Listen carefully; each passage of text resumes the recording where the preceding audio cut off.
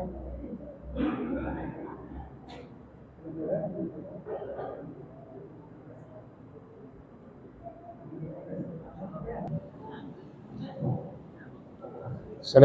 warahmatullahi wabarakatuh.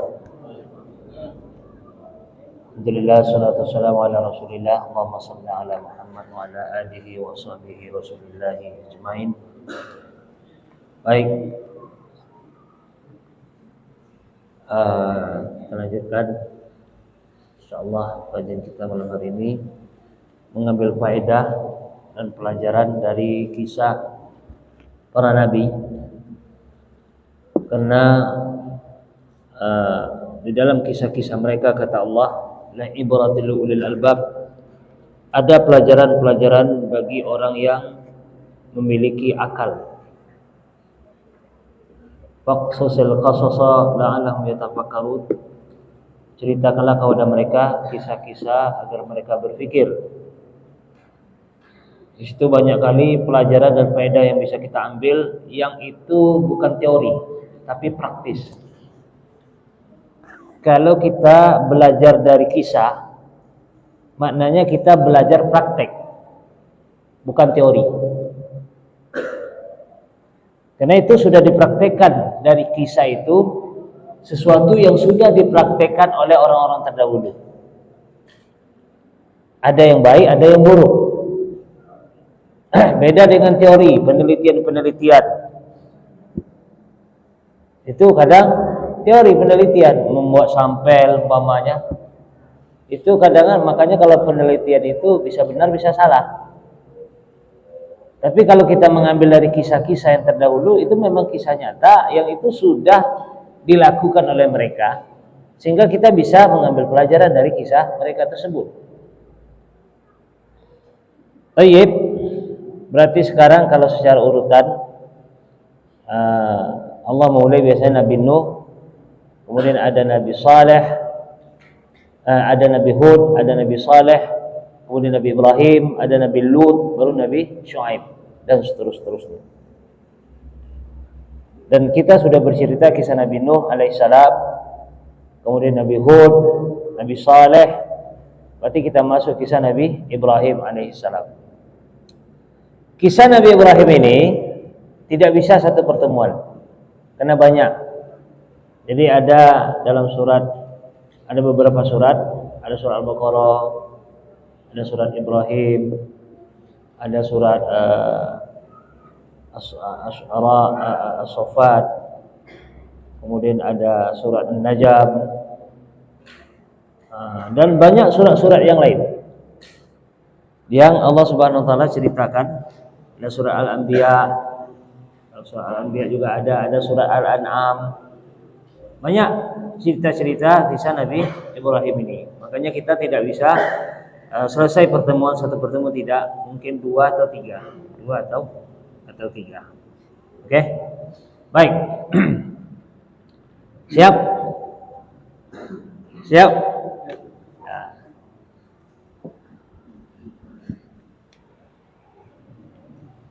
Nabi Ibrahim alaihissalam.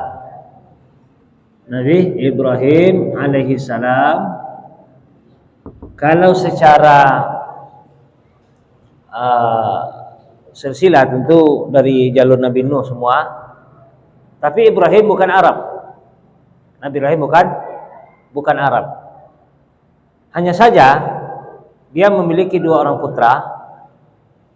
Satu siapa? Ismail. Satu Ishak.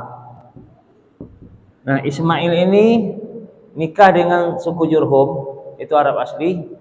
Maka keturunannya Nabi Muhammad SAW disebutlah orang Arab, karena dia menikah dengan orang Arab asli, suku Jurhum. Maka keturunan dia disebutlah Arab. Maka ini disebut kemarin namanya istilahnya Arab naturalisasi. Arab, apa bahasa Arabnya kemarin? Musta'ribah. Ayyuh, ahsan. Arab musta'ribah, Arab naturalisasi. Arab dibagi menjadi tiga. Arab apa aja kemarin?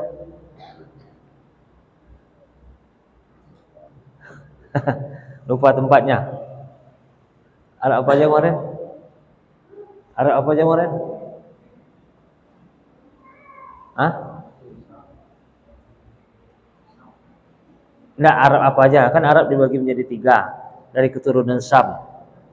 Ada Arab pertama Arab Al-Baidah, kedua Arab Al-Aribah, ketiga Arab Al-Musta'ribah. Oke? Baik. Jadi Nabi Ibrahim alaihissalam dia secara tentu seluruh manusia nanti yang hidup setelah Nabi Nuh alaihissalam itu keturunan Nabi Nuh semua. Oke?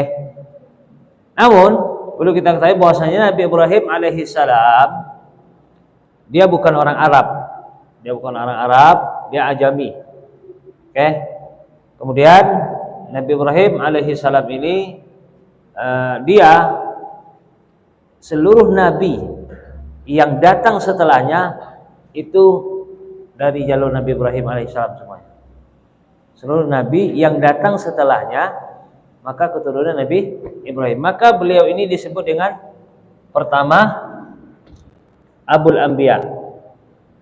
Abul Anbiya, bapak para nabi. Jadi sekarang kita berbicara dulu tentang keistimewaan Nabi Ibrahim alaihissalam.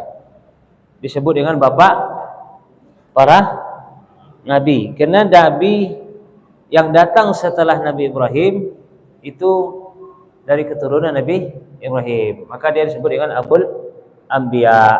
Oke? Baik, itu keistimewaan beliau.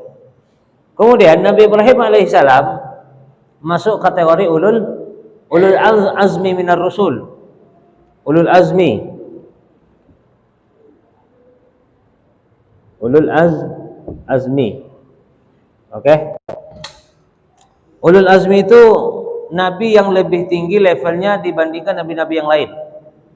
Jadi Allah Subhanahu wa taala di antara manusia dari zaman Nabi Adam sampai akhir zaman nanti Allah pilih 124.000 nabi dalam riwayat jumlah nabi. Di antara 124.000 nabi ini ada 315 rasul. Di antara itu ada nabi dan rasul sebanyak 25. Dipilih lagi oleh Allah, disaring lagi. Di antara 25 nabi dan rasul ini dipilih lagi untuk naik kepada level ulul azmi 5. Itu Nabi Nuh alaihissalam. Lagi Nabi Ibrahim alaihissalam, Nabi Musa, Nabi Isa, Nabi Muhammad sallallahu alaihi wasallam. Ini lebih tinggi berarti. Kenapa? Pangkat seseorang itu ditinggikan oleh Allah Subhanahu wa taala di sisi Allah sesuai dengan ujian yang dihadapi. Semakin berat ujiannya, semakin tinggi pangkatnya. Ya, kalau kita ujiannya hanya soal SMP berarti tak dapat ijazah SMP aja kita. Kalau mau naik kelas lagi harus ujian tingkat SMA lagi. Mau naik kelas lagi harus uji skripsi S1. Mau naik lagi tesis. Mau naik lagi disertasi, doktor. Itu lebih berat lagi itu. Paham? Artinya pangkat kita ini ditentukan dari ujian. Semakin berat ujiannya, maka semakin tinggilah pangkat seseorang di sisi Allah Subhanahu wa taala. Maka kalau kita takut menghadapi ujian, ya jangan harap naik kelas. Ya kan? Nah, jadi kalau takut masuk ujian, jangan harap naik kelas.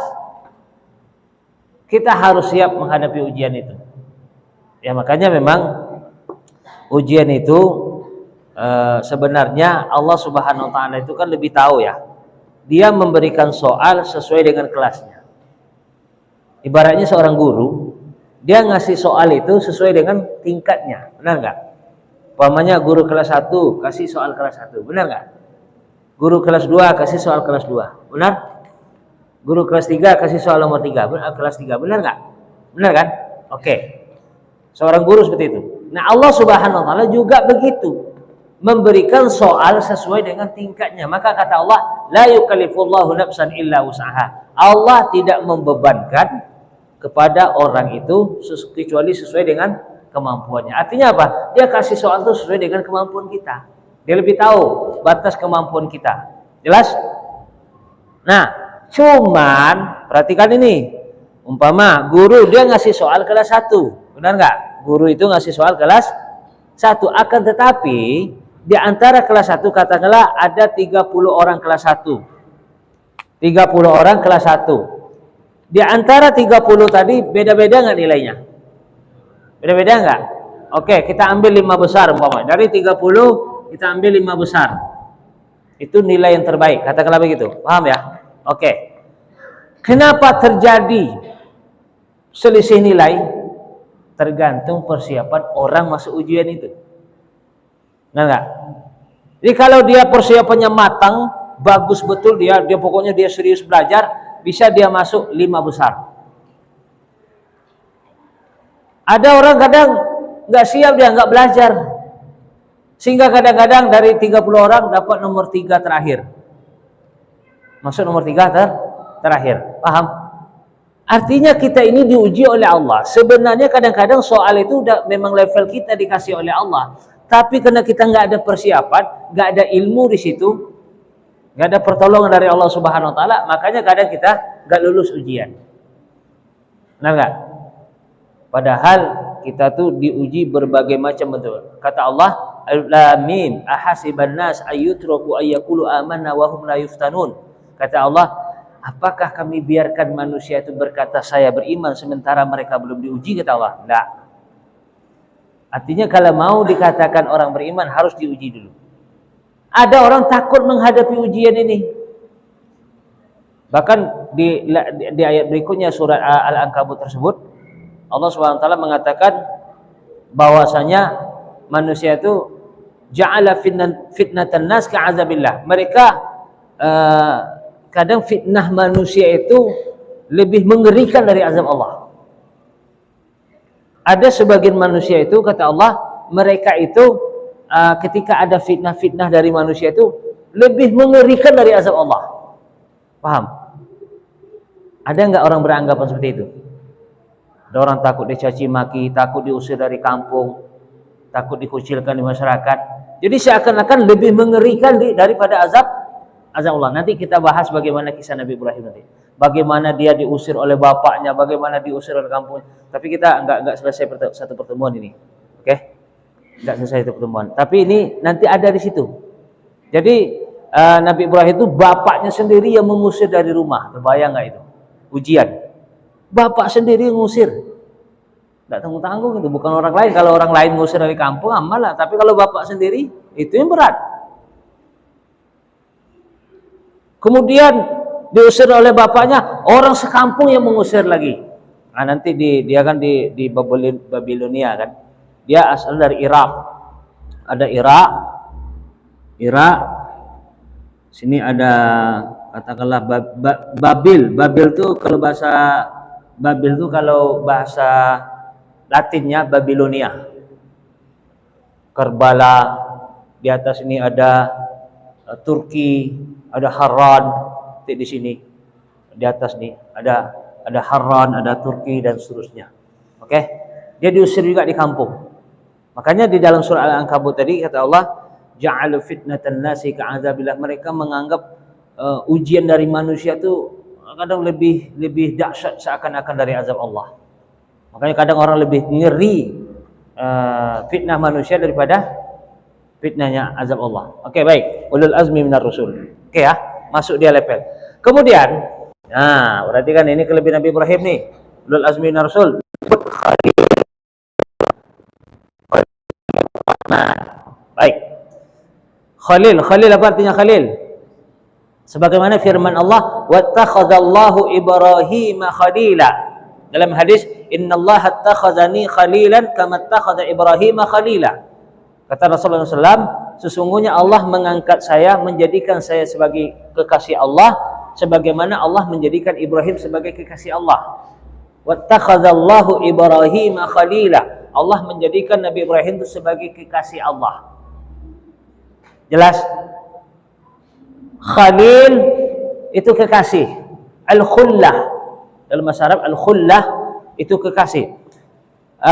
Disebut al-khullah. Al-khullah. Oke, al-khullah.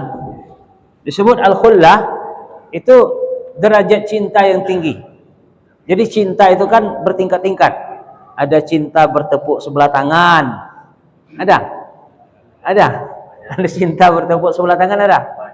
Ada nggak? Ada. Berarti itu cintanya levelnya rendah tuh, bertepuk sebelah tangan. Ada yang mungkin separuh hati, ada kan? Cintanya separuh hati. Ada yang mungkin cintanya setengah hati. Ada yang mungkin cintanya sampai mati. Macam-macam. Paham? Baik. Artinya derajat cinta itu bertingkat-tingkat. Benar nggak? Ada yang mungkin ibaratnya gini. Ada cinta itu cuma 10%.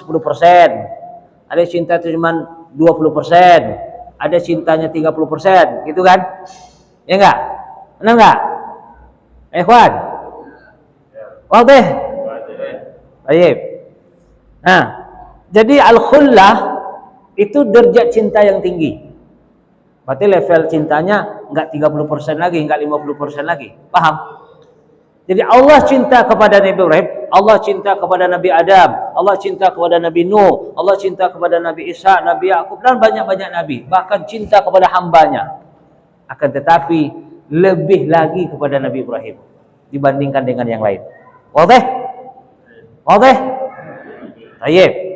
Berarti dia lebih lagi cintanya. Enggak usahlah kita lah. Kadang-kadang kita nih ya kita. Kadang-kadang di antara kita punya anak, ada yang punya anak 6, kadang-kadang di antara 6 anak tuh kadang-kadang itu beda cintanya. Rasa apa itu kadang agak beda, benar nggak? Ada kan? Mungkin ada 5 orang anak, mungkin ini yang paling dia cintai. Sebagaimana Nabi Yakub alaihi salam lebih mencintai Yusuf daripada dengan yang lain. Ya, itu apalagi Allah, itu haknya Allah. Dia ingin mencintai ini lebih, itu haknya Allah. Dan kenapa Allah cinta kepada Nabi Ibrahim? Ini nanti ada sebabnya nih. Kenapa dia dijadikan Khalilur Rahman? Kenapa dia derajat khullah ini didapat oleh Nabi Ibrahim dari Allah Subhanahu wa taala? Ini nanti kita ada sebab, oke? Yang penting paham dulu makna Khalilur Rahman. Oke? Derajat cinta yang tinggi. Artinya Allah cinta kepada Nabi Ibrahim lebih daripada yang lainnya.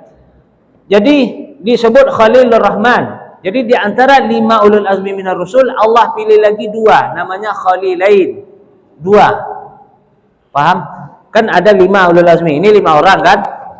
5 orang. Ya enggak? 5 orang. Ulul azmi 5 orang. Kalau nabi-nabi ini banyaklah. Oke lah, kita anggaplah 25 yang kita ketahui, 25. Dari 25 ini ada level yang tinggi 5. Di antara 5 ini di atasnya lagi 2, yaitu Nabi Ibrahim dan Nabi Muhammad sallallahu alaihi wasallam. Wadah? Nah, jadi Nabi Ibrahim dan Nabi Muhammad sallallahu alaihi wasallam mendapatkan derajat cinta yang tinggi dari Allah Subhanahu wa taala. Bahkan Nabi Muhammad sallallahu alaihi wasallam lebih tinggi lagi daripada Nabi Ibrahim alaihissalam. Jadi paling tidak di antara 5 ini Allah pilih 2. Di antara 2 ini 1 itu Nabi Muhammad sallallahu alaihi wasallam. Artinya Nabi Ibrahim sudah mendapat dan meraih cinta dari Allah Subhanahu wa taala yang lebih dibandingkan dengan yang lain. Kenapa? Oke, kita bahas kenapa. Kenapa? Kita bahas ya. Kenapa Nabi Ibrahim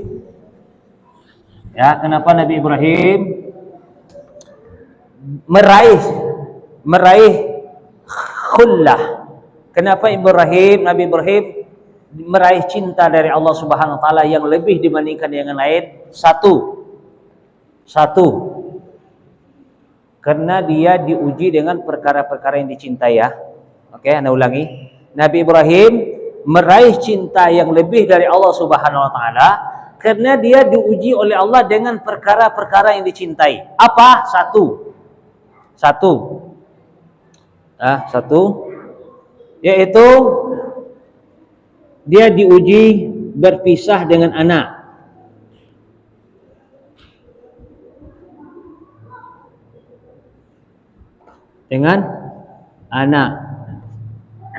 Dia umur 80 tahun baru dapat anak. Sebagian riwayat menyebutkan sekitar umur 80-an tahun baru dapat anak. Bayangkan tuh. Enggak punya anak. Dia kan menikah, istri pertamanya siapa? Istri pertama? Hajar atau Sarah? Sarah atau Hajar? Sarah atau Hajar? Hajar atau Sarah? Pak, Abu. Hah? Sarah atau Hajar? Oke. Baik. Jadi istri pertamanya Sarah. Nggak punya anak. Kita tidak terbayang ya gimana kalau orang kan salah satu tujuan menikah itu kan untuk mendapatkan keturunan kan. Kan itu kan. Salah satu tujuan menikah adalah untuk mendapatkan keturunan. Tapi nggak dapat anak. Menikah dengan Sarah nggak dapat anak. Kemudian nanti ada dalam ceritanya, dalam perjalanan ceritanya saat di Mesir, akhirnya Sarah mendapatkan hadiah budak, yaitu Hajar. Hajar ini dijadikan sebagai pembantulah atau pendampingnya Sarah. Ini kisahnya nanti diceritakan insyaallah berikutnya. Akhirnya dapatnya Hajar. Akhirnya lahirlah dari Hajar lahirlah seorang putra namanya Ismail. Sarah cemburu dia. Nikah sama Nabi Ibrahim, nikah sama Sarah lama nikah nggak dapat anak, nikah sama Hajar dapat anak kan. Tapi dia dapat anak itu sekitar umur 80-an tahun. Bayangkan udah lama menikah tidak dapat anak, umur 80 baru dapat anak. Setelah dapat anak masih kecil, masih bayi. Diperintahkan pula oleh Allah Subhanahu wa taala untuk ditinggalkan. Dalam surah Ibrahim dikatakan, Rabbana inni askantu min dzurriyyati biwadin ghairi dzi dzar'in 'inda baitikal muharram. Ya Allah, aku tinggalkan keluargaku, yaitu Hajar dan Ismail, di lembah, yaitu Ka'bah sekarang itu kan lembah betul. Kiri kanan sebenarnya bukit dulu tuh. Lembah dia. Oke. Di situ lembah, yang di situ tidak ada makanan, tidak ada air, tidak ada tumbuh-tumbuhan, lembah gersang. Biwadin, di lembah, ghairi dzi dzar'in, yang mana tidak ada pepohonan, tidak ada air. Bayangkan. Allah perintahkan Nabi Ibrahim untuk meninggalkan putranya yang masih kecil, yang lama ditunggu-tunggu. Kemudian sama istrinya Hajar ditinggalkan di situ, dia pergi. Tuh, tengok, diuji dengan perkara yang cintai. Cinta enggak sama anak? Udahlah lama pengen punya anak, dapat anak suruh tinggalkan pula dia. Ini berat nih ujiannya.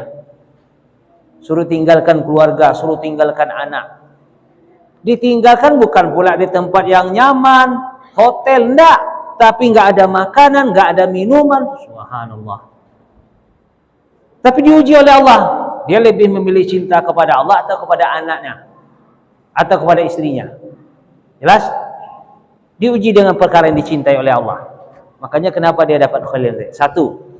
Yang kedua, setelah anaknya besar, Nabi Ismail, falamma balagha ma'ahu sa'yah, setelah dia mulai balik, dia mulai besar, suruh sembelih pula lagi. Coba orang tua mana yang enggak cinta dengan anaknya? Tapi diuji oleh Allah dengan perkara-perkara yang dicintai. Itu cinta kepada anak. Diuji oleh Allah. Suruh sembelih. Ini disebutkan dalam surat Saffat. Disebutkan bahwasanya falamma aslama, ketika mereka berdua, yaitu Ibrahim dan Ismail, aslama, tunduk depan pasrah atas perintah Allah. Inni ara fil manam anni azbahu. Saya semalam bermimpi saya akan menyembelihmu wahai anakku, kata Nabi Ibrahim. Kata kepada anaknya Musa. Nabi Ismail menjawab, qala ya abatif al matumar satajiduni insyaallah minas sabirin. Ya Allah, wahai bapak, kalau itu memang perintah Allah, laksanakan. Saya sabar insyaallah, saya siap. Nabi Ibrahim siap menyembelih, Nabi Ismail siap disembelih. Ini kan perkara dicintai kan? Seorang bapak mana enggak cinta dengan anaknya? Tapi diuji oleh Allah dengan kecintaan seperti itu, dia lewati itu semua. Akhirnya dia sembelih, tapi Allah Subhanahu wa taala hanya untuk menguji sebenarnya. Langsung diganti dengan kibas yang gemuk. Enggak jadi disembelih Ismail. Ternyata dia lulus dengan ujian dengan perkara yang dicintai. Dia lebih memilih cinta kepada Allah daripada anak yang ditunggu-tunggu selama 80 tahun tadi. Dia lulus dengan ujian dengan perkara yang dicintai. Wadih wala la? Wadih? Baik, sudah dua itu. Berpisah dengan anak. Kemudian yang kedua apa tadi? Menyembelih anak.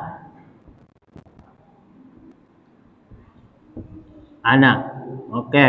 Yang ketiga, dia diuji oleh Allah berpisah dari bapaknya.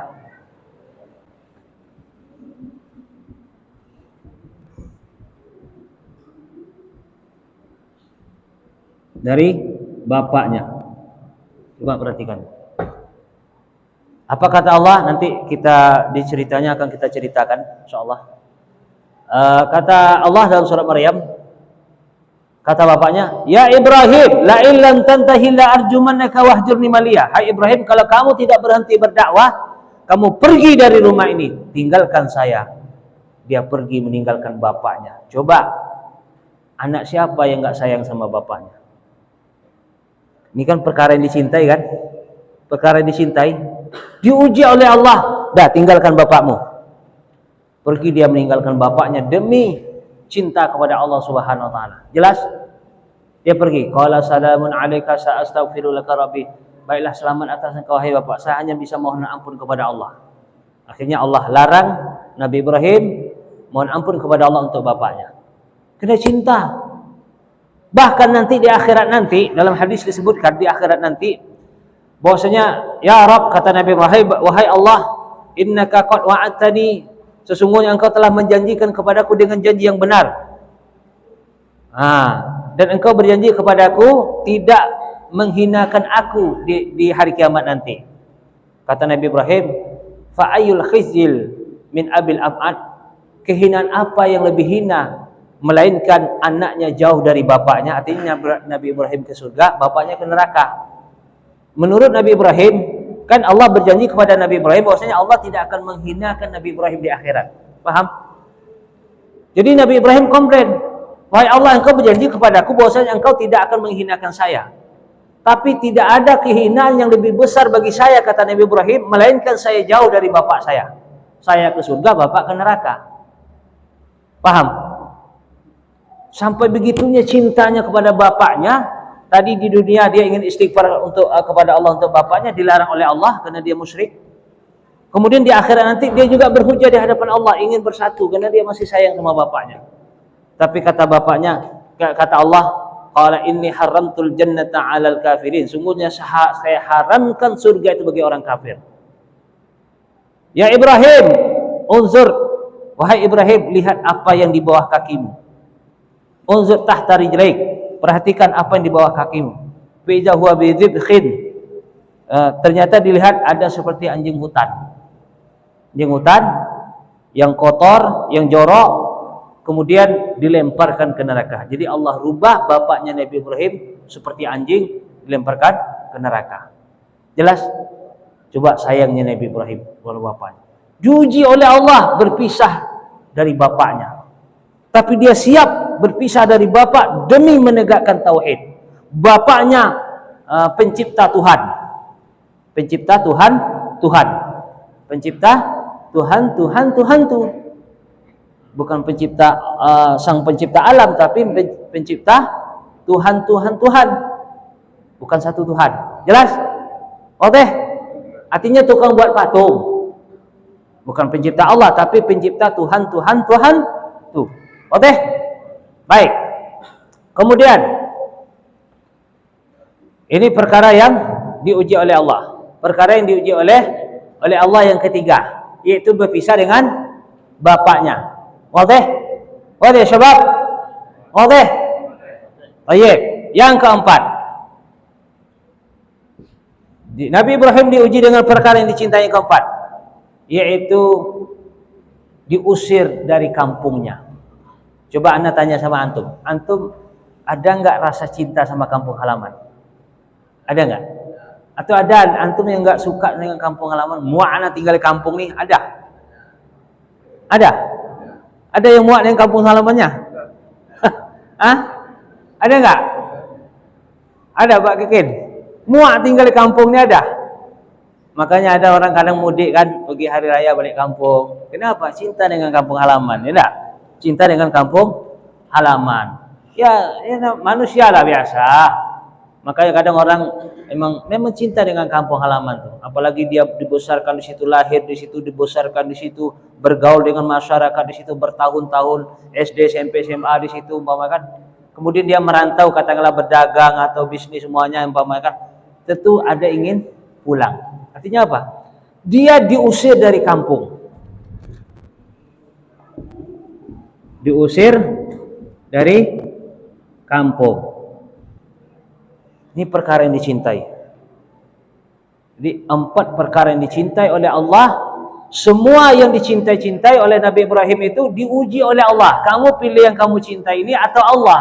Ternyata dia memilih cinta kepada Allah, maka dia mendapatkan pangkat Khalilur Rahman. Masya Allah. Oke. Al-jaza min jinsil amal. Upah, ganjaran, pahala itu tergantung dari jenis dari amal tersebut. Kalau amalnya diuji dengan Allah dengan perkara yang dicintai, dia akan mendapatkan cinta dari Allah.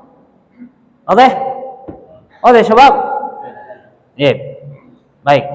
Berarti dia ini Khalil. Maka kenapa dia disebut dengan Khalil Rahman? Kenapa dia meraih cinta dari Allah Subhanahu wa taala? Karena diuji oleh Allah dengan berpisah. Pertama dengan anaknya yang sedang kecil deh. Awak kadang suruh berdakwah meninggalkan anak aja payah. Meninggalkan anak payah kalau untuk pergi berdakwah. Tapi kalau pergi bisnis sebulan 2 bulan ninggalkan anak tak masalah. Ya kan? Ninggalkan keluarga tak masalah. Tapi kalau untuk berdakwah ninggalkan anak sekojap aja kadang payah. Nah, ninggalkan istri, ninggalkan orang tua. Sebentar aja kadang susah kita. Nah, kalau untuk dakwah, untuk agama. Tapi kalau untuk bisnis berbulan contoh orang-orang TKI itu kan keluarga anak ditinggalkan. Bahkan ada seorang TKW masih baru selesai melahirkan tinggalkan anak kecil. Kerja berangkat. Untuk apa? Dunia. Untuk bisnis. Tapi kalau untuk urusan agama ini suruh berdakwah mau meninggalkan anak payah juga itu. Oke? Kemudian dia suruh sembelih pula lagi. Masya Allah ini. Berarti memang diuji betul cinta kepada anaknya itu. Diuji betul oleh Allah. Pilih cinta kepada Allah atau cinta kepada anak. Ternyata dia lebih memilih cinta kepada Allah. Bahkan kadang dengan bapak pula lagi. Wah, ini bukan tanggung-tanggung. Sama anak, sama bapak diuji.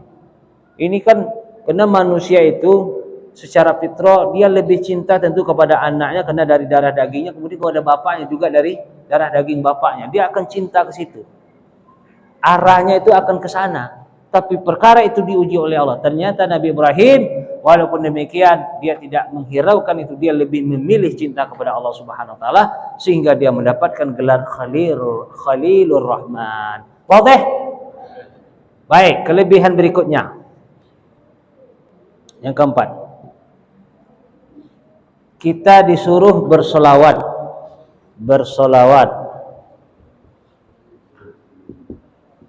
kepada beliau sebagaimana dalam tahiyat. Allahumma shalli ala Muhammad wa ala ali Muhammad kama shallaita ala Ibrahim wa ala ali Ibrahim. Ya kan? Bukan saja kita disuruh berselawat untuk Nabi Ibrahim, tapi untuk keluarganya, ali Ibrahim, keluarganya yang beriman tentunya karena dia memiliki istri Sarah dan Hajar, kemudian Ismail dan Isa, keturunan itu. Itu enggak semua nabi. Yang disebut dalam salat cuma 2 nabi. 2 Khalilur Rahman, Nabi Muhammad SAW dan Nabi Ibrahim. Kenapa kita enggak disuruh Allahumma shalli ala Nuh wa ala ali Nuh? Enggak ada kan? Allahumma shalli ala Muhammad wa ala Muhammad wa ala ali Allahumma shalli ala Nuh wa ala ali Nuh kama shalli, dan enggak ada. Atau Nabi Musa, Allahumma shalli ala Musa wa ala ali Musa, enggak ada. Tapi yang disebut cuma Nabi Ibrahim. Wadah? Berarti Nabi Ibrahim ini tidak sembarangan orang. Karena Allah yang memerintah, Rasulullah memerintahkan itu melalui Rasulullah SAW. Allah perintahkan kita untuk bersolawat kepada Nabi Ibrahim. Artinya ini salah satu keunggulan Nabi Ibrahim. Kita disuruh bersolawat untuk beliau. Oke? Bahkan ulama menyebutkan Abdulus Salawat, utama-utamanya selawat. Sholawatul Ibrahimiyah. Sholawat Ibrahimiyah itu sholat yang kita baca di tahiyat akhir. Bahkan untuk sholat jenazah yaitu sholawat di tahiyat akhir. Untuk sholat jenazah di takbir keberapa itu? Takbir kedua. Allahumma shalli ala Muhammad wa ala ali Muhammad kama shallaita ala Ibrahim wa ala ali Ibrahim innaka Hamidum Majid. Wa barik ala Muhammad wa ala ali Muhammad kama barakta ala Ibrahim wa ala ali Ibrahim innaka Hamidum Majid. Itu tahiyat akhir. Oke? Itu menandakan Nabi Ibrahim itu spesial. Next, berikutnya 5. Kelebihan Nabi Ibrahim yang kelima. Isa aja berapa? Kalian cepat waktu kui ini. 12. Oh. Oke. Jadi kita tahu aja lah. Kadang kayak enakan, kadang tak sadar itu kan. Yang kelima, Allah Subhanahu wa taala mengatakan wa Ibrahim alladzi waffa. Wa Ibrahim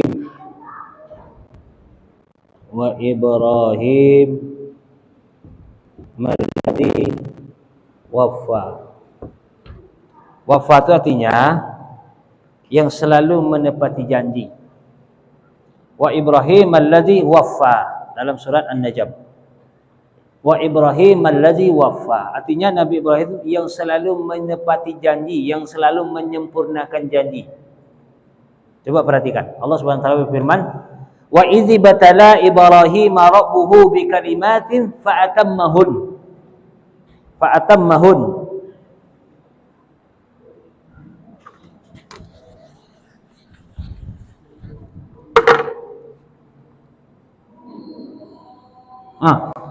Baru wow halazana. Itu waktu Jakarta atau waktu Koi? Waktu Koi atau Jawa? Koi. Masya Allah itu. Oke lah kalau begitu. Berarti ini tidak bisa 2 pertemuan, mau 3 pertemuan ini nampaknya. Oke, tak apalah. Kita break lah dulu kali itu. Break ya.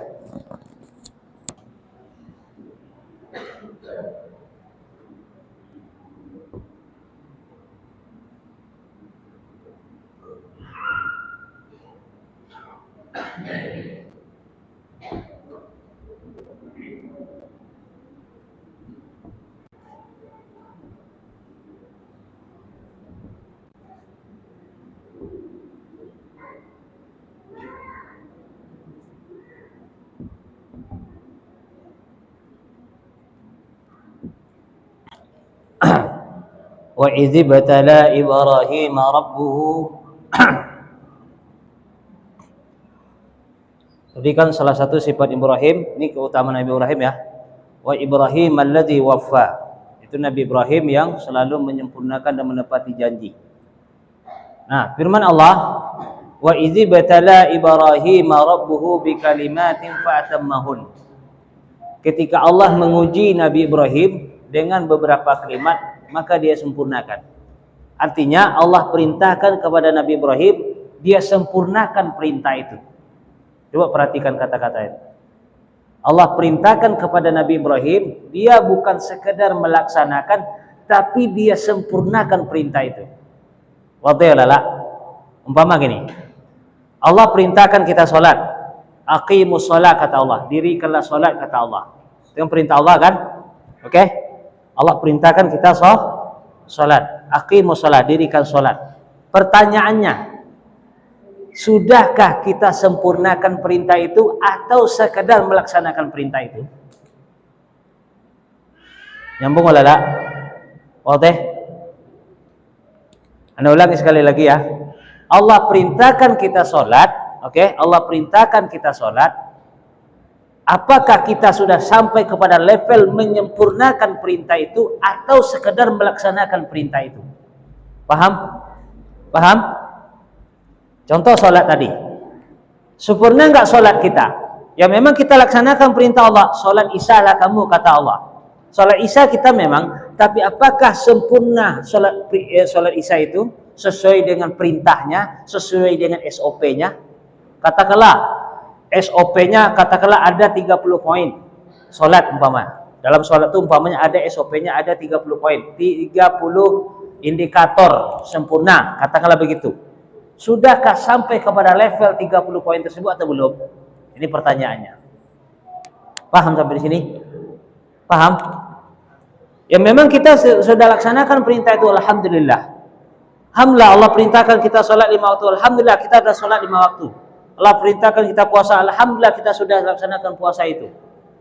Pertanyaannya sudah sempurna belum? Nah, sempurna itu gini, contoh sholat lah. Dari takbir sampai salam kan ada syarat dan rukun, ya kan? Ada syarat dan rukun. Syarat seperti sebelumnya ada wudu, ada waktu dan seterusnya. Oke? Rukun begitu juga, ada berdiri, kemudian niat, baca Fatihah, rukuk, sujud dan seterusnya. Oke? Pertanyaannya, katakanlah salah satu rukun salat apa? Baca Al-Fatihah. Rukun atau tidak? Pertanyaannya, salah satu rukun salat adalah Al-Fatihah. Memang kita sudah baca Al-Fatihah, tapi sempurna belum? Itu yang jadi pertanyaan. Paham? Sementara Nabi Ibrahim kalau ada perintah, dia sempurnakan perintah itu. Masya Allah ini. Wadih? Wadih? Baik. Kita lah. Ya gimana kita mau sempurna? Ya contoh surah Al-Fatihah tadi. Baca Al-Fatihah. Bacanya sudah betul belum? Kita udah tahsin nih. Katakanlah, alhamdulillah ana udah tahsin, Ustaz. Kata guru tahsin ana nggak ada salah lagi baca Al-Fatihah ana. Oke, sudah paham belum? Yang dibaca itu. Baca lagi. Ya kan? Oke, ana udah tahsin dah. Ana udah tes sama guru tahsin. Bagus, enggak ada salah lagi. Tapi paham belum? Dari bismillahirrahmanirrahim sampai waladhdallin amin. Paham belum maknanya? Itu dia. Oke. Ya, awak nih macam mana nak sempurna? Itu contoh baru Al-Fatihah. Belum rukuk kita lagi. Belum sujud kita lagi. Udah sempurna belum kan gitu? Ya kan? Makanya sementara Nabi Ibrahim kalau ada perintah Allah itu dia sempurnakan dalam melaksanakan perintah itu. Contoh tadi, disuruh sembelih anak, sempurna dia sembelihkan betul. Enggak ada sedikit pun rasa dongkol.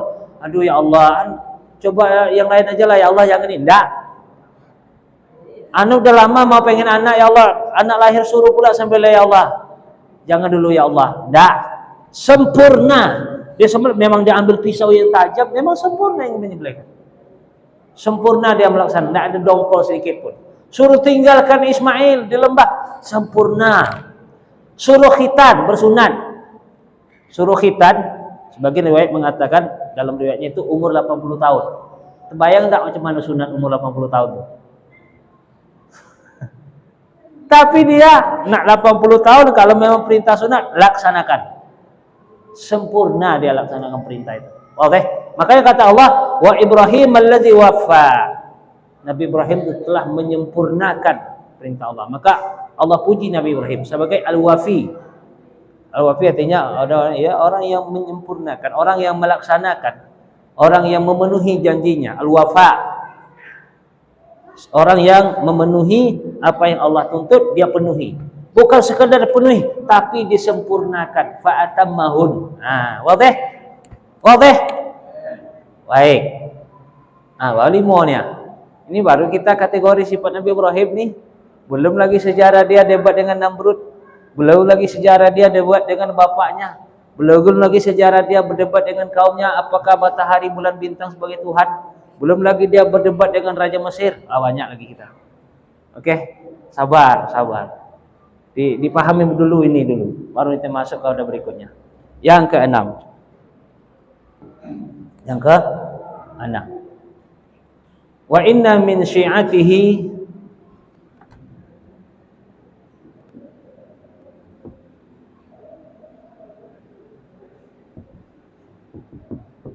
la Ibrahim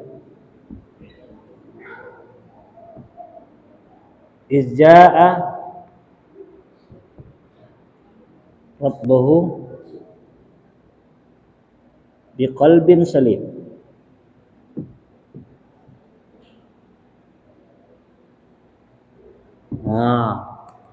Dan salah satu syiatihi keturunan dia itu keturunan Nabi Nuh, dan Nabi Ibrahim keturunan Nabi Nuh. Min syiatihi la Ibrahim. Dari keturunan Nabi Nuh tersebut ada namanya Nabi Ibrahim. Izja'a rabbahu biqalbin salim. Ketika dia datang menuju Rabbnya dengan hati yang bersih, ya Allah. Jadi yang mengatakan hati bersih itu Allah, bukan kita. Hati ente paling bersih, belum tentu menurut Allah bersih. Paham? Nah, tapi Nabi Ibrahim bersih. Orang yang hatinya bersih ini, kenapa? Karena dia penuh diisi dengan keikhlasan. Orang kalau sudah ikhlas, hatinya bersih. Tidak ada iri, nggak ada ria, nggak ada ujub, nggak ada sombong, nggak ada. Kalau dia sudah ikhlas, hilang iri itu, hilang sombong tuh, hilang ria tuh, hilang dia.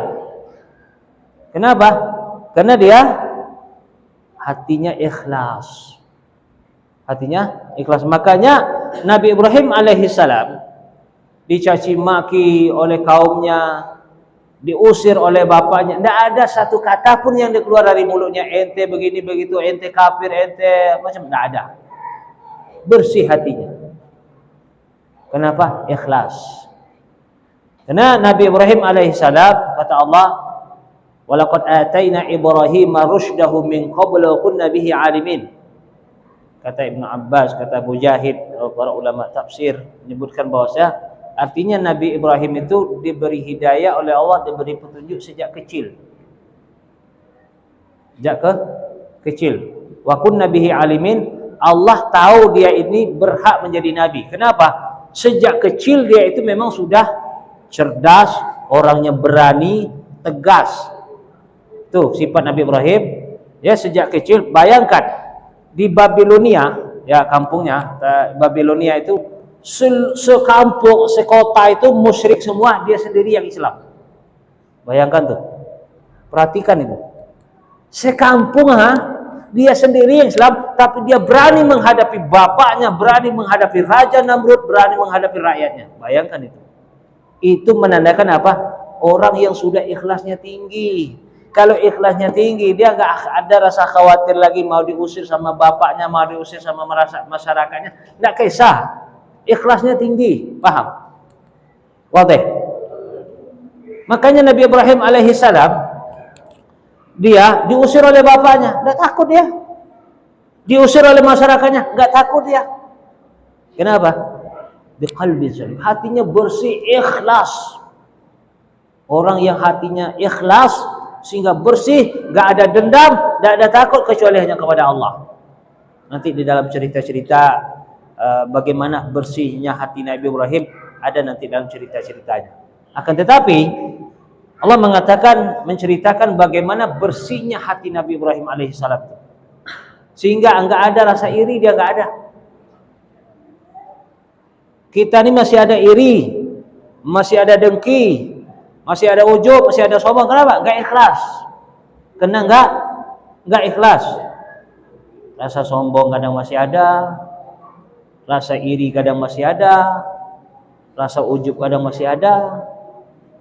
Penyakit-penyakit hati lah. Apa aja penyakit hati itu? Penyakit hati apa aja? Hah? Hasad. Penyakit hati itu. Ya kan? Banyak penyakit hati. Ria, sombong, penyakit hati. Kenapa masih ada dalam hati? Karena hatinya tidak ikhlas. Kalau hatinya sudah ikhlas kepada Allah, maka dia akan bersih hatinya. Oke? Maka Nabi Ibrahim alaihissalam, kata Allah, walaqad ataina Ibrahim rusydahu min qablu wa kunna bihi alimin. Dia sejak kecil, dia memang berani dia. Kecil, maka ulama mengatakan dia itu umur belasan tahun, dan dia mengatakan umur 20-an tahun. Dia sudah berani mendakwahi raja. Dia sudah berani mendakwahi masyarakat kampungnya. Bahkan menghancurkan patung-patung Tuhan mereka itu. Itu umur belasan tahun. Berani macam tuh. Berani. Awak seorang yang dihadapi masyarakat sekampung. Berani. Kita aja kadang udah banyak kawan, kadang masih takut juga lagi. Iya kan? Masih ada kawan masih takut, dia sendiri. Bayangkan sendiri. Babilonia itu kan nama kota. Babil. Sekota itu cuma dia sendiri yang bertauhid, semuanya kafir, itu yang dihadapi. Itu kalau dia enggak tauhidnya kuat, enggak berani, Nabi Ibrahim kan cerdas, berani, akhlaknya baik, maka kata Allah wa kunna bihi alimin, kata ulama tafsir, maksudnya artinya Allah ini tahu Nabi Ibrahim ini berhak menjadi nabi. Kenapa? Karena untuk menjadi seorang nabi dia harus berani. Dia harus cerdas, Karena dia nanti berdakwah menghadapi raja, menghadapi masyarakat pembesar-pembesar pada saat itu, menghadapi orang tuanya dan seterusnya. Dan perlu kita ketahui, menghadapi orang tua itu lebih berat daripada menghadapi orang lain. Bahkan orang kadang lebih banyak pertimbangan orang tua daripada orang lain. Ya enggak? Ya kan? Tapi Ibrahim enggak ada. Kalau memang dakwah yang benar katakan benar, salah katakan salah. Diusir oleh bapaknya, berangkat. Karena dia yakin apa yang disampaikan itu benar. Kalau kita yakin apa yang disampaikan itu benar, ya harus siap. Oke? Jadi Nabi Ibrahim alaihissalam cerdas dia, berani dia, tegas dia dalam menyampaikan kebenaran itu, bahkan sama bapaknya sendiri. Nanti dalam ceritanya, nanti dalam surat Maryam insyaallah akan kita ceritakan bagaimana dia mendebat atau berdialog dengan bapaknya tentang masalah tauhid ini. Insyaallah nanti akan ada ceritanya. Oke. Ija'a rabbahu biqalbin salim. Kemudian kalau kita baca di surat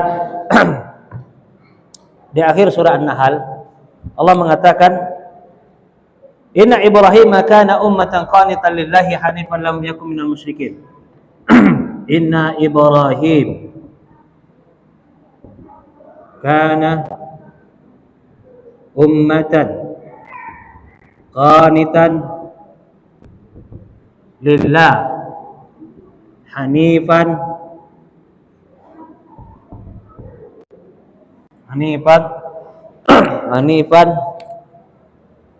wa lam yakun minal musyrikin.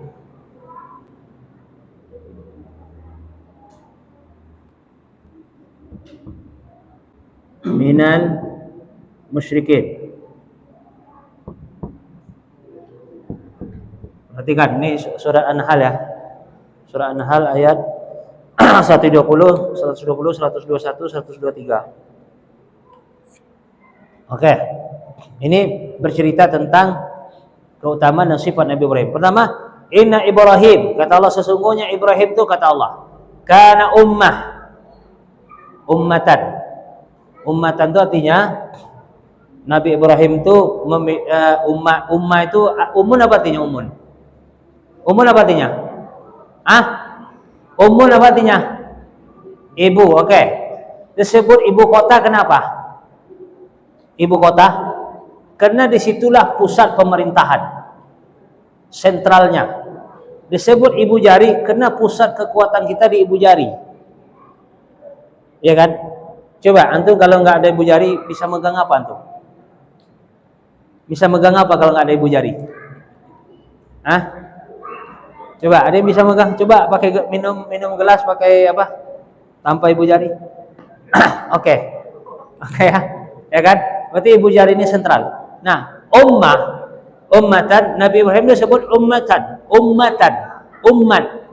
Kenapa? Karena sifat-sifat kebaikan yang ada dalam manusia ini ada sama dirinya. Jadi beberapa sifat-sifat yang baik itu ada dalam Nabi Ibrahim. Oke? Karena tanya, ya Nabi Ibrahim tadi beberapa sifat yang sudah kita sebutkan tadi, penyempurna dan seterusnya. Oke? Jadi Nabi Ibrahim orangnya, nanti ada lagi dalam ayat yang lain. Inna Ibrahim dalam surat At-Taubah. Dalam surat At-Taubah.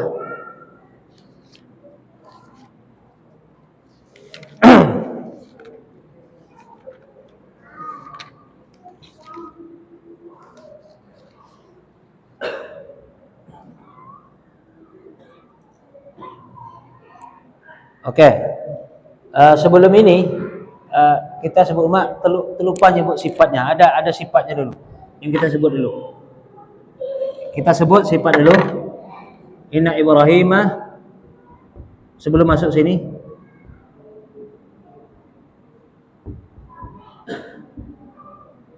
La halimun awwahun munib. Oke, sebelum ini ya, sebelum kita jelaskan ini dulu. Kita lewat tadi. Inna Ibrahim la halimun awwahun munib. Oke, salah satu sifat Nabi Ibrahim ini kita pending dulu. Masuk ke sini dulu. Jelas? Inna Ibrahim la halimun awwahum munib. Sesungguhnya Nabi Ibrahim itu halim. Salah satu sifat Nabi Ibrahim halim. Tahu apa itu halim? Halim. Tahu artinya halim? Halim apa? Kalau Halim Perdana Kusuma tahu? Halim Perdana Kusuma tahu? Ah? Tahu? Tahu Halim Perdana Kusuma? Tahu? Halim Perdana Kusuma tahu, akhi? Oke. Halim Perdana Kusuma. Tahu kita ya, bendara ya? Halim Perdana Kusuma. Tahu kita bendara kan? Oke. Kadang itulah kita nih, kita semuanya lah. Sesuatu yang kadang tak bermanfaat bagi kita, kita tahu. Yang bermanfaat bagi kita, kita malah nggak tahu. Kita lah. Oke? Sekarang anda tanya, antum Halim Perdana Kusuma itu tahu atau tidak tahu, ada nggak memberikan faedah bagi antum? Enggak kan? Antum nggak tahu, ada rugi nggak? Ada rugi nggak? Antum tahu ada manfaat nggak? Nggak juga. Paham? Sementara halim yang dimaksud dengan sifat Allah, salah satu sifat Allah adalah halim. Itu memberikan manfaat ketika kita tahu, besar faedahnya. Ketika kita tidak tahu, rugi kita.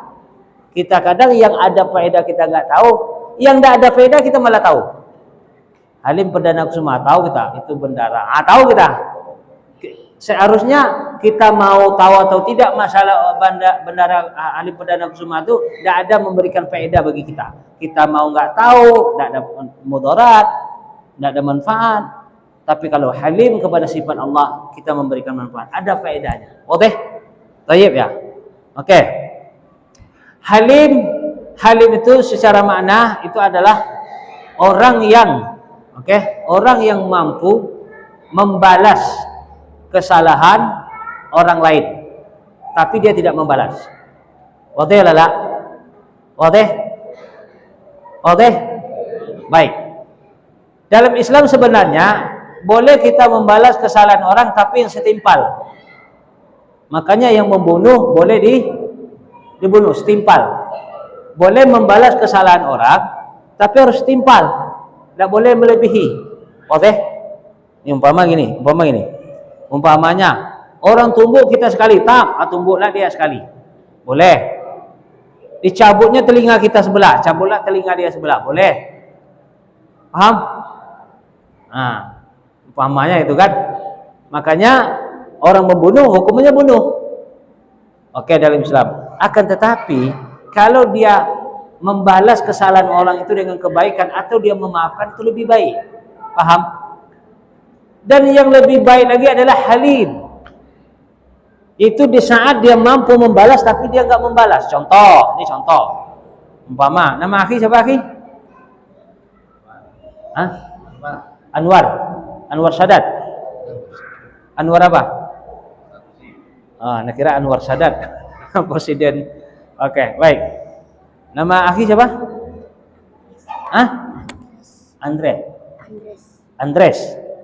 Andres itu kalau bahasa Inggris artinya membuka pakaian.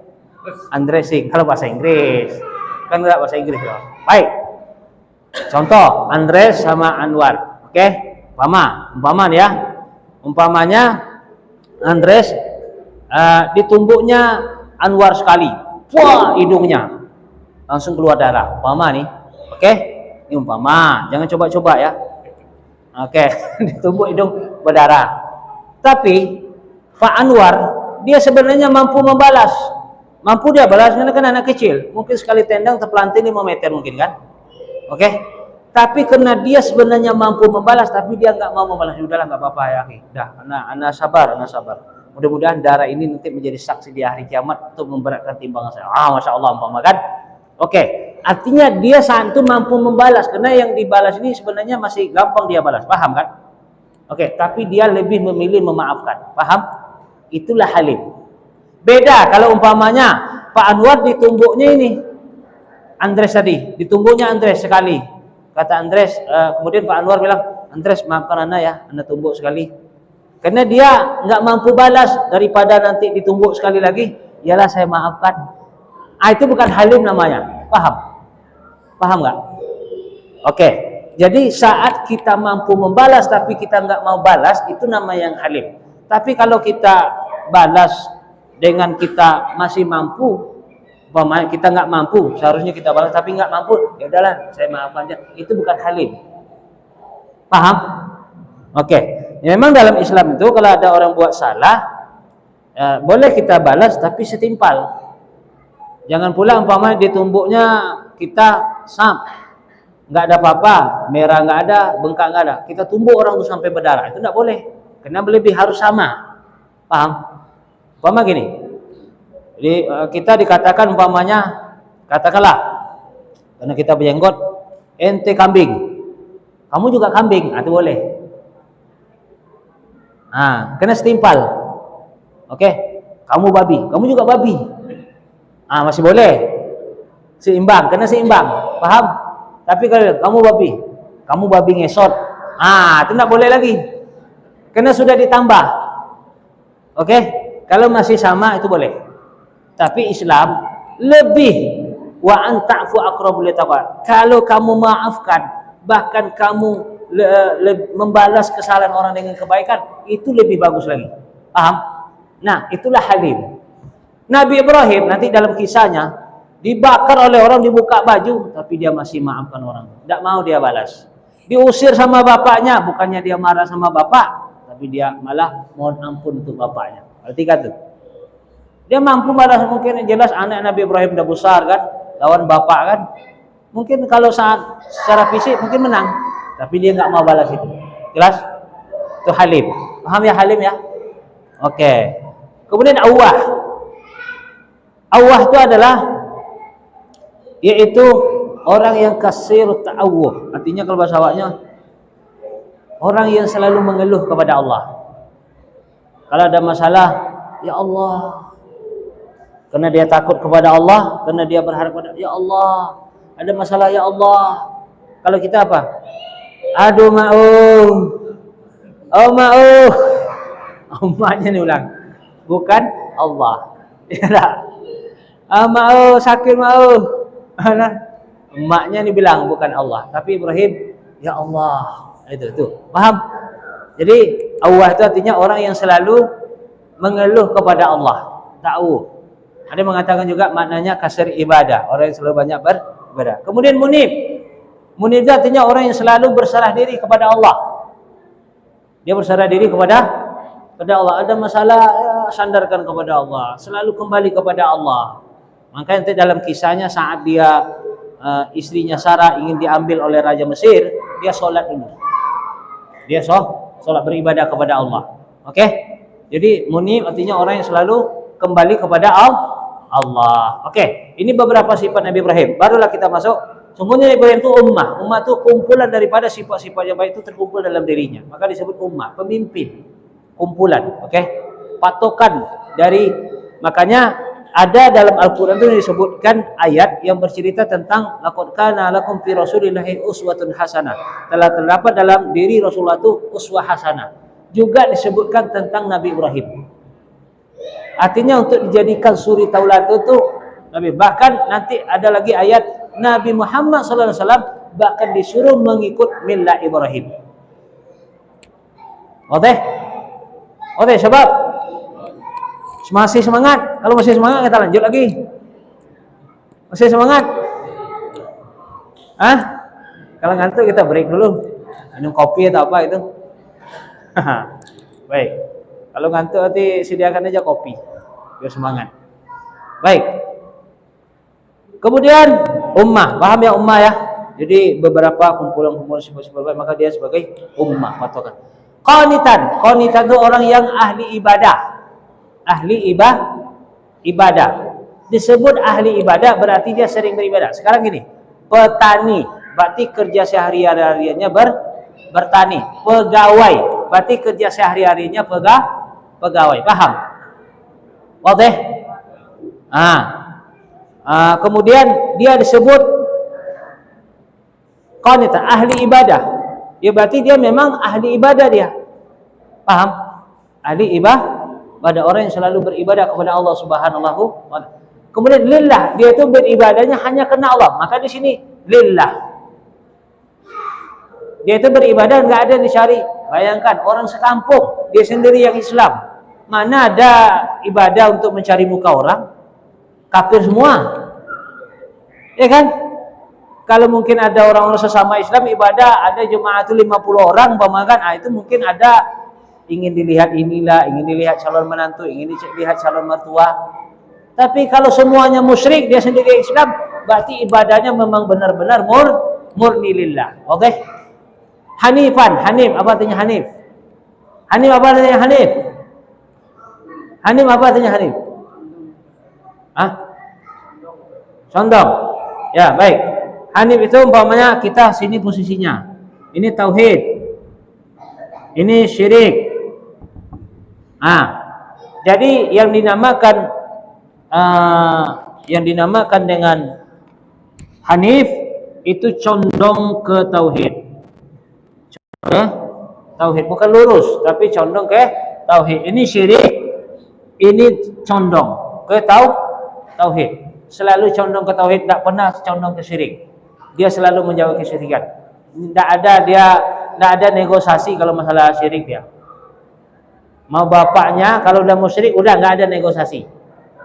Mau raja, mau rakyat, mau orang banyak, dia sendirian. Kalau udah berhubungan dengan syirik nggak ada negosiasi.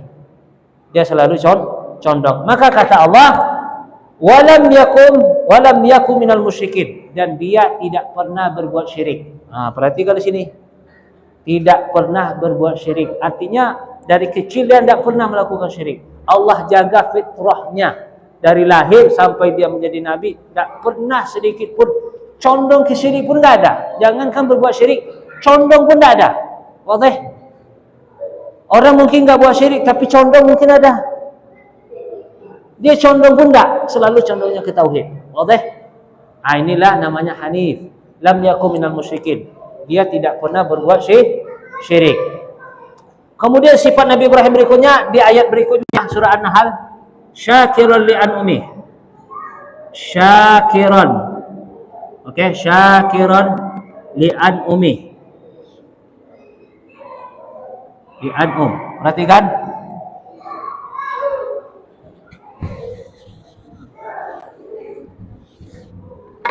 Syakiran li an'umih. Dia hamba yang selalu bersyukur. Itu tadi ibaratnya pegawai. Dia disebut pegawai berarti pelaku dia. Paham? Pelaku. Pegawai berarti dia pelaku. Maknanya kenapa disebut pegawai? Karena kerja sehari-harinya pegawai. Antum di KTP umpamanya, pegawai. Ya enggak? Karyawan. Swasta. Apalagi? Guru. Apalagi? Mahasiswa. Berarti kerja sehari-harinya itu tugasnya itu.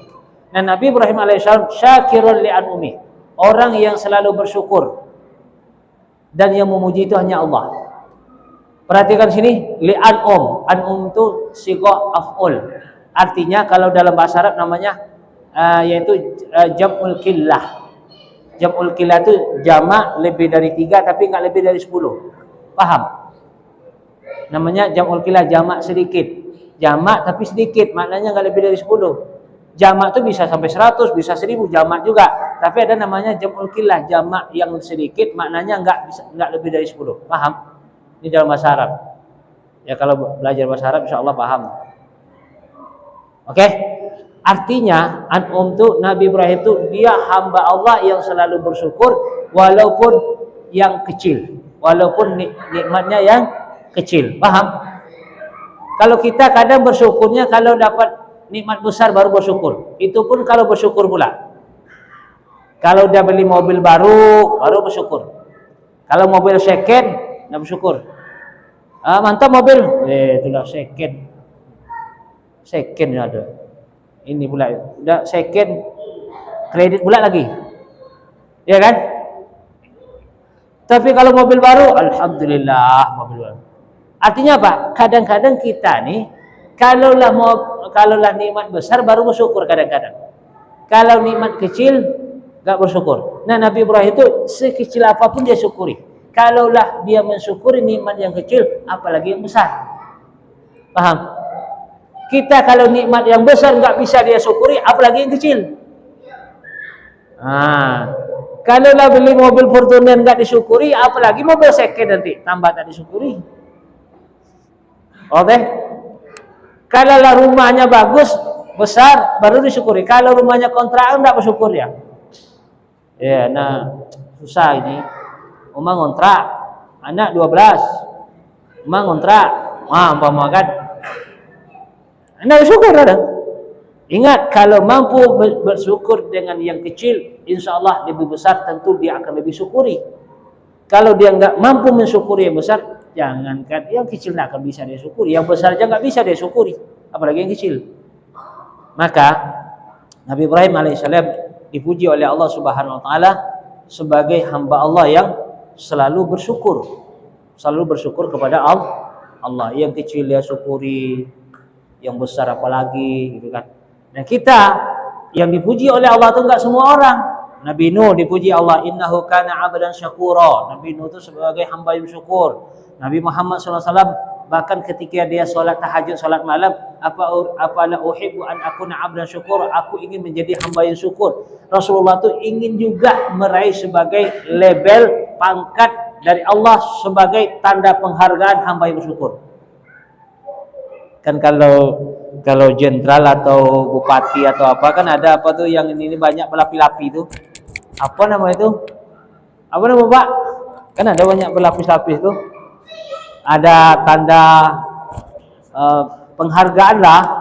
Kan banyak tuh. Kalau jenderal kan sampai berlapis-lapis nih, yang pokoknya apa nama itu? Apa namanya? Apa namanya Pak? Tanda penghargaan. Hah?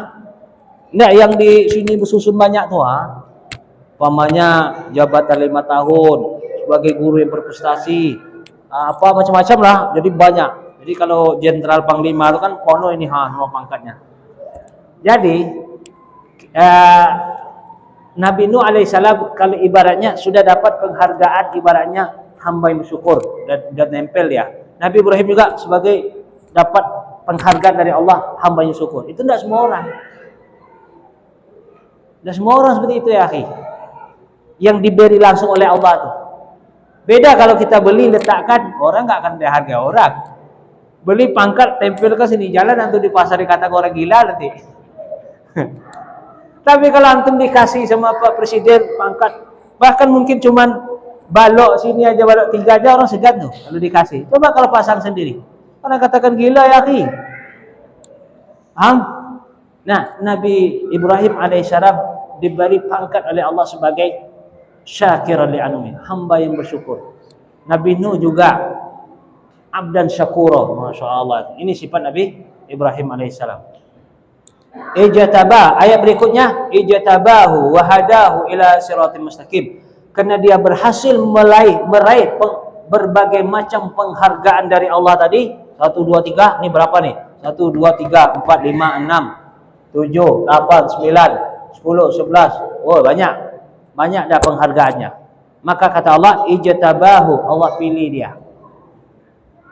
Allah pilih. Wa hadahu ila siratal mustaqim, dan Allah beri dia petunjuk ke jalan yang lurus.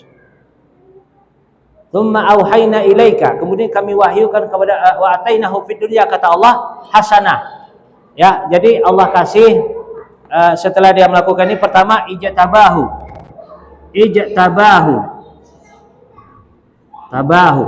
wahadahu, Allah pilih dia, Allah beri petunjuk, ijtabahu, Allah pilih dia, wahadahu ila siratal mustaqim, Allah bimbing dia ke jalan yang lurus. Kemudian wa atainahu fid dunya hasanah, kami beri dia penghargaan yang baik di dunia. Maksudnya apa penghargaan yang baik di dunia? Maksudnya Nabi Ibrahim nih seluruh agama samawi memuji dia. Orang Yahudi memuji Nabi Ibrahim, orang Nasrani memuji Nabi Ibrahim, orang Islam memuji Nabi Ibrahim. Tapi kalau Nabi Musa, enggak. Nabi Isa, orang Yahudi paling benci dengan Nabi Isa. Bahkan mereka ingin menyalib Nabi Isa. Orang Yahudi benci dengan Nabi Muhammad SAW. Orang Nasrani benci dengan Nabi Muhammad SAW. Tapi dengan Nabi Ibrahim ini, semua orang memuji dia. Orang Yahudi memuji Nabi Ibrahim, orang Nasrani muji Nabi Ibrahim, orang Islam muji Nabi Ibrahim. Bahkan Kalau kita lihat nama-nama pemain bola, Ibrahimovic, Abraham Somad, John Abraham. Abraham itu dikata Ibrahim. John Abraham, Ibrahimovic. Ibrahimovic itu Islam atau tidak? Pemain bola itu Islam dia? Islam dia? Ibrahimovic. Yang pemain bola Islam dia? Oh ya. Kemudian mungkin orang Hindu Brahmana. Orang Hindu ada Brahmana kan? Nah, mungkin dari kata Ibrahim. Brahmana. Dari kata Ibrahim bisa saja. Artinya dia di dunia ini orang nggak ada yang mencela Nabi Ibrahim itu. Tapi kalau Rasulullah SAW ada yang mencela. Ya orang Nasrani, orang Yahudi itu sangat benci kepada Rasulullah itu. Orang Yahudi terutama paling besar benci kepada Nabi Muhammad SAW. Akan tetapi kebencian mereka tidak merendahkan status Rasulullah SAW baik di mata masyarakat, di mata manusia, lebih-lebih di mata Allah Subhanahu wa Ta'ala. Wa atainahu fid dunya hasanah. Kata Allah, kami berikan dia di dunia ini kebaikan. Wa fil akhirati innahu laminas shalihin, dan di akhirat termasuk orang-orang saleh. Kemudian kata Allah, "Tsumma auhayna ilaika," kami wahyukan kepada engkau hai Muhammad, "Anit tabi' millata Ibrahim," hendaklah kamu mengikuti agama Ibrahim. Artinya Nabi Ibrahim dijadikan patokan kepada Nabi Muhammad SAW untuk diikuti. Kita lihat manasik haji, walaupun ada perbedaan, tapi secara substansi sama. Kemudian berkorban, itu secara substansi sama, cuman yang disembelih aja yang berbeda. Paham? Oke, artinya kita disuruh untuk mengikuti Nabi Ibrahim. Baik, itu beberapa sifat Nabi Ibrahim. Kita belum masuk kepada beberapa kisah-kisah yang lain. Akan tetapi sampai di sini saja dulu. Terlalu banyak nanti tak masuk kadang-kadang. Terlampau banyak materi diisi. Tapi biar nyambung ceritanya, jangan libur. Libur pekan depan, umpamakan tak nyambung lagi cerita itu, putus dia. Episodenya itu terlewatkan. Jadi tetaplah bersama kita, jangan kemana-mana. Setelah pesan-pesan berikut ini, insyaAllah akan kita lanjutkan lagi di episode berikutnya, insyaAllah. Wallahu a'lam bishawab. Oke, akhiru da'wana alhamdulillahirabbil alamin. Assalamualaikum warahmatullahi wabarakatuh.